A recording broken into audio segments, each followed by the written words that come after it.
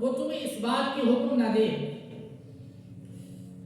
ان تتخذوا الملائکۃ والنبیین اربابا کہ تم فرشتوں کو یا نبیوں کو کیا بناؤ؟ خدا بنا دو.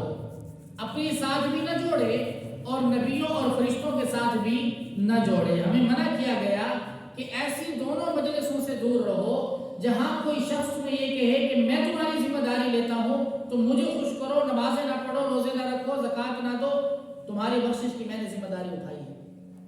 یہ گروہ بھی کیا ہے؟ گمراہ ہے. اور دوسرا وہ گروہ جو نبی کی شان بڑھا کر خدا سے ملا دے، یا کسی ولی کی شان کو یا کسی صحابی کی شان کو کس سے ملا دے؟ اللہ سے ملا دے، شرک کرائے. تو ان دونوں سے کیا رہنا چاہیے؟ دور رہنا چاہیے. یہ ایمان کے لیے کیا ہے؟ خطرناک ہے.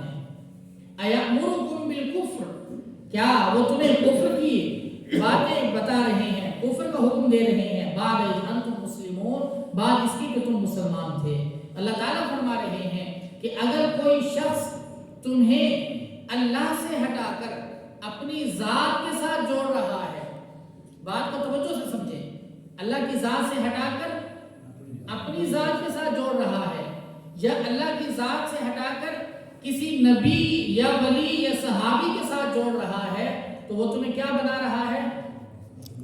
کافر بنا رہا ہے. ایامرکم بالکفر، کہ وہ تمہیں کفر کا حکم دے رہا ہے، کفر کی طرف لے کر جا رہا ہے. بعد اذ انتم مسلمون، کہ تم پہلے کیا تھے؟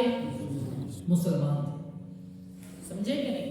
یعنی اگر کوئی شخص کسی کو یہ کہے کہ میں تمہاری ذمہ داری لیتا ہوں، یا پھر فلاں جاڑے یا علی جاڑے یا نبی، تو اس کا مطلب یہ ہے کہ وہ تمہیں اسلام سے نکال کر کہاں؟ کفر کی طرف لے کر جا رہا ہے. بلکہ تمہارا مقصود کیا ہو کہ دنیا کے ان خطرناک مہلک مرضوں سے نکل کر اللہ کے ساتھ جڑو. قرآن تمہیں اللہ سے جوڑتا ہے، حدیث تمہیں اللہ کے ساتھ ملاتی ہے، اللہ کے نبی کے فرمان تمہیں اللہ سے جوڑتے ہیں، صحابہ کی زندگی تمہیں اللہ سے جوڑتی ہے، اولیاء اللہ کی زندگی تمہیں کس سے ملاتے ہیں؟ اللہ سے ملاتے ہیں. ہاں، اگر یہ اللہ سے ملا رہے ہیں تو پھر تم صحیح ڈائریکشن کرو، اور اگر یہ تمہیں اللہ سے جدا کر رہے ہیں تو پھر تمہیں کہاں پھینک رہے ہیں؟ یہ کفر کے اندر. وَإِذَا أَخَذَ اللَّهُ مِيثَاقَ النَّبِيِّينَ لَمَا آتَيْتُكُم مِّن كِتَابٍ وَحِكْمَةٍ، اور جب اللہ جل جلالہ نے وعدہ لیا، عہد لیا، کن سے؟ نبیوں سے. لَمَا آتَيْتُكُم مِّن كِتَابٍ، جب میں تمہیں عطا کروں گا کتاب، حکمت، ثم جاءکم رسول، اور پھر تمہارے پاس آ جائے رسول، مصدق لما معکم، جو تصدیق کرنے والا ہو اس کی جو تم لے کر آئے.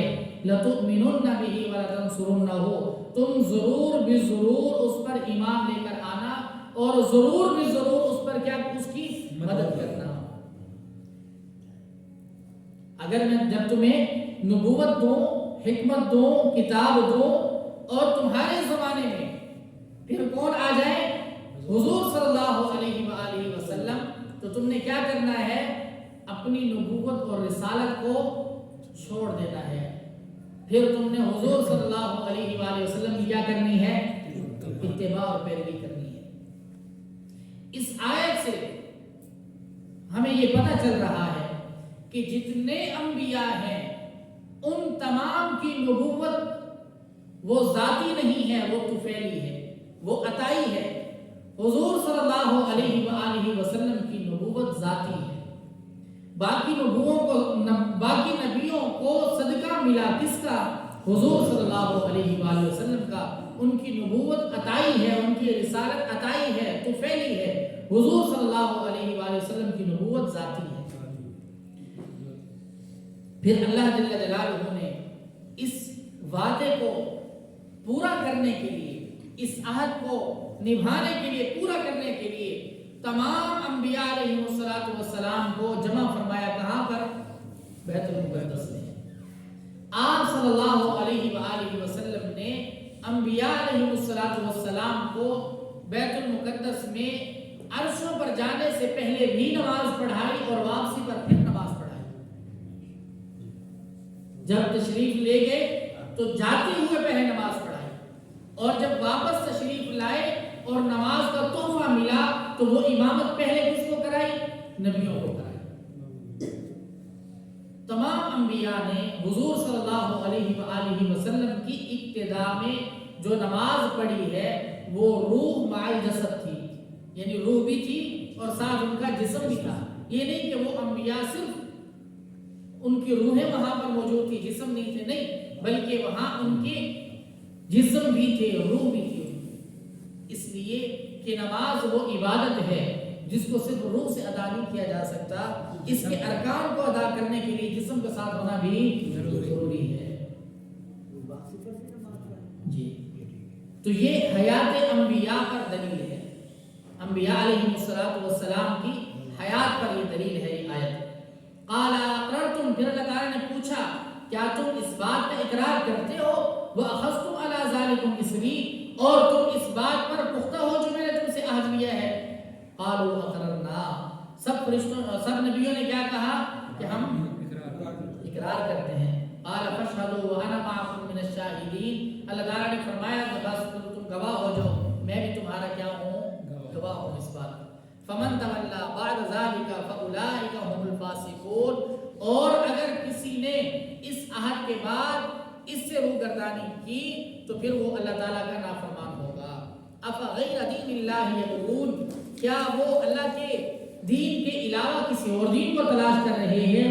وَلَهُ أَسْلَمَ مَنْ فِي السَّمَاوَاتِ وَالْأَرْضِ طَوْعًا وَكَرْهًا، حالانکہ اس کے سامنے تو زمین اور آسمان سرنگوں ہیں، خوشی سے یا ناخوشی سے۔ وَإِلَيْهِ يُرْجَعُونَ، اور اسی کی طرف سب لٹائے جائیں گے۔ قل، آپ فرما دیجئے، آمنا باللہ، ہم ایمان لائے کس پر؟ اللہ پر۔ وما انزل علینا، اور اس پر بھی جو ہم پر نازل کیا گیا۔ وما انزل علی ابراہیم، اور اس پر بھی ایمان لائے جو کس پر نازل کیا گیا؟ حضرت ابراہیم علیہ السلام پر، اور حضرت اور ان کی اولاد پر، اور جو عطا کیا گیا حضرت موسیٰ علیہ السلام کو، حضرت عیسیٰ علیہ السلام کو، اور تمام انبیاء کو ان کے رب کی طرف سے۔ لا نفرق بین احد منہم، ہم کسی ایک نبی کے درمیان بھی فرق مراتب کو نہیں کرتے، سب کی بات کو کیا کرتے ہیں؟ تسلیم کرتے ہیں۔ وَنَحْنُ لَهُ مُسْلِمُونَ، اور ہم اپنے رب کے کیا ہیں؟ فرما بردار ہیں۔ اس لیے اس امت کا چونکہ ایمان تمام انبیاء علیہ السلام پر ہے، تو ان کی جتنی بھی برکتیں ہیں وہ ساری کی ساری اس امت کو حاصل ہیں۔ بات سمجھے کہ نہیں؟ حضرت آدم علیہ السلام سے لے کر حضرت عیسیٰ علیہ السلام تک ان کی جتنی برکات ہیں جو ان کے امتیوں کو میسر ہوئی، وہ ساری کی ساری اس امت محمدیہ کو اللہ تعالیٰ نے عطا کی۔ یہ اعزاز ہے اس امت کا۔ وَمَن يَبْتَغِ غَيْرَ الْإِسْلَامِ دِينًا، جو اسلام